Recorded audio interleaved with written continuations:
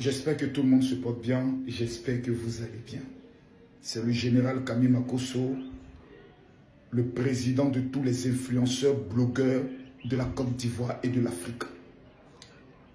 Je vois depuis un certain temps une nouvelle vague d'imbécilité et d'actes de sorcellerie qui se produit sur les réseaux sociaux par rapport à la nouvelle vague de Libanais qui viennent en Côte d'Ivoire.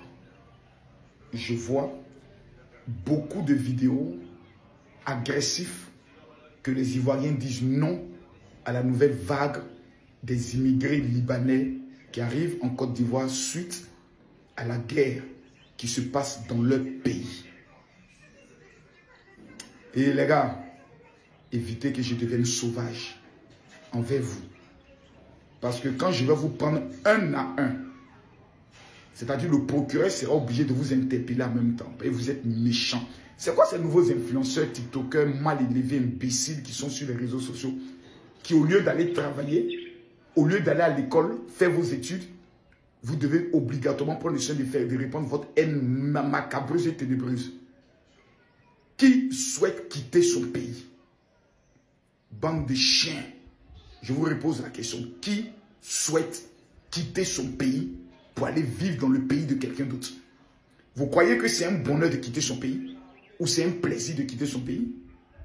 Il n'y a aucune personne au monde qui se lève et qui a envie de quitter son pays pour aller vivre dans un autre pays. C'est la guerre.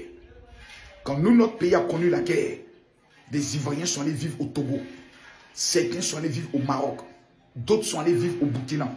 D'autres sont allés vivre au Mali, en Guinée, pour ne pas parler du Libéria. Notre constitution et le fondement de notre pays dit, par rapport à notre hymne national, salut, terre d'espérance, pays d'hospitalité. Ces deux vocations disent, sur le plan prophétique, la Côte d'Ivoire est un pays choisi par Dieu, dans le but de pouvoir recueillir ceux qui, dans leur pays, sont persécutés, humiliés. Chassez alors tous les Baoulés et les Agnés qui vivent en Côte d'Ivoire, puisque c'est des immigrés. Ils ont tous fui la guerre au Ghana. Chassez tous ceux qui sont venus par le Libéria, qui sont, je dis, les guerriers, les Yacouba, parce qu'ils ont fui certains la guerre. La Côte d'Ivoire est un pays qui appartient à l'humanité. Et tout être humain qui traverse un moment difficile, qui vient en Côte d'Ivoire, il est le bienvenu. J'aimerais m'adresser à la communauté libanaise qui arrive en Côte d'Ivoire.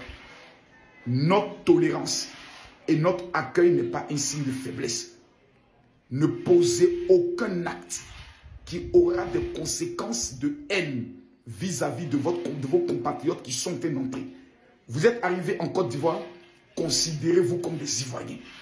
Travaillez, battez-vous, faites avancer l'économie de ce pays parce que nous vous aimons, parce que vous êtes des êtres humains qui êtes venus dans notre pays. Je mets en garde tous ces influenceurs et tiktokers qui sont en train de faire des panels.